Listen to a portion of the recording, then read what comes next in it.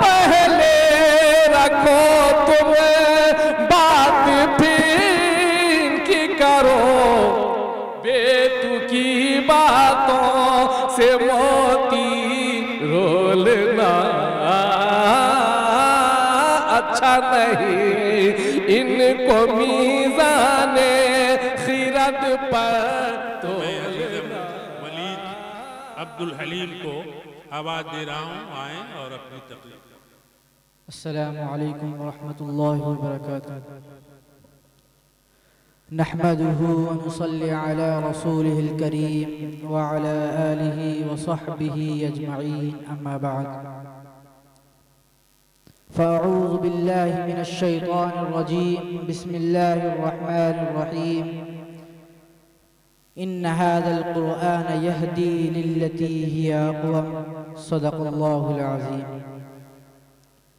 हज़रात मुहतरम, ये एक नाकाबिल इनकार हकीकत है कि अक़वाम आलम के दरमियान हम मुसलमानों को ये इम्तियाज़ हासिल है कि तन्हा हमारे ही पास अल्लाह की आखिरी और मुक़द्दस किताब क़ुरआन मजीद बिल्कुल उसी तरह मुकम्मल हालत में मौजूद है जिस तरह अल्लाह ताला ने उसे अपने आखिरी नबी सय्यदुल अंबिया इमामुर रुसुल हज़रत मोहम्मद मुस्तफ़ा सल्लल्लाहु अलैहि वसल्लम पर नाजिल किया था।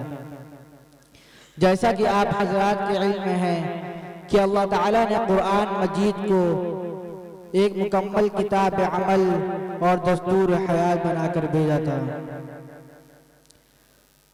मगर क्या आज दुनिया के किसी भी मुल्क या किसी भी लाइब्रेरी व कुतुब खाने में तौरात या इंजील या ज़बूर अपनी असली हालत में मौजूद है? या तौरात पर ईमान का दावा करने वाला कोई यहूदी या इंजील को किताब मुक़द्दस करार देकर उस पर ईमान का दावेदार को ईसा ये कहने की हिम्मत कर सकता है उसके पास बेआईनी वही तौरात मौजूद है जो हज़रत मूसा अलैहिस्सलाम पर उतारी गई थी, या उसके पास वो इंजील मौजूद है जो हज़रत ईसा मसीह अलैहिस्सलाम पर उतारी गई थी? नहीं, हरगिज़ नहीं। जबकि हम मुसलमानों के पास खातमुन नबिय्यीन इमामुर रुसुल हज़रत मोहम्मद मुस्तफ़ा सल्लल्लाहु अलैहि वसल्लम पर उतारा गया क़ुरआन मजीद किसी हर्फ और नुक्ते और इराब की तब्दीली के बगैर बिल्कुल उसी तरह मुकम्मल हालत में मौजूद है जिस तरह उतारा गया था।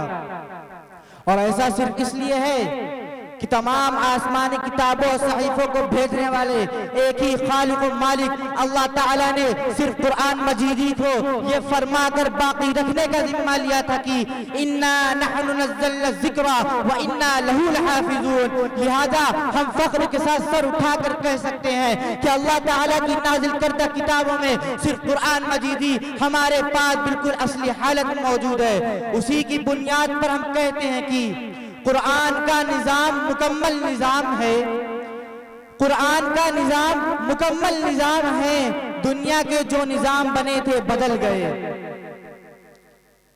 लेकिन ये तस्वीर का वो रूप है जिससे हमारी अपनी किसी सलाहियत और लियाकत का दखल नहीं, बल्कि ये खुदाई फैसला है जिससे वाबस्तगी की वजह से हम फख्र तो कर सकते हैं लेकिन सुरखू नहीं हो सकते, क्योंकि अल्लाह ताला ने कुरान मजीद को एक मुकम्मल किताब अमल और दस्तूर हयात बनाकर भेजा था। कुरान को ताकों में सजाने के लिए नहीं बल्कि दिलों में उतारने के लिए भेजा था। खुद हक ताला ने उसे अपनी किताबुल कुरान में फरमाया है वलक़द यस्सरनल कुरान लिज़्ज़िक्रि फ़हल मिन मुद्दकिर, यानी हमने कुरान को नसीहत के लिए आसान कर दिया तो क्या कोई है नसीहत हासिल करने वाला?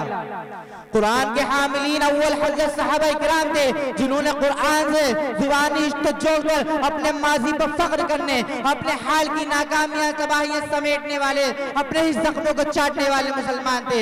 अबू बकर सिद्दीक ने जिस सोच से कुरान पढ़ना शुरू किया दुनिया कुफ्र और शिर्क में ज़लज़ला आ गया। मुशरिकीन मक्का आका सल्लल्लाहु अलैहि वसल्लम के पास आकर ये कहने लगे आपका अबू बकर जिस सोच से कुरान पढ़ता है उससे हमारी औरतें बच्चे मुतासिर होते हैं, इसलिए अपने अबू बकर को घर के बाहर पढ़ने से रोकिए।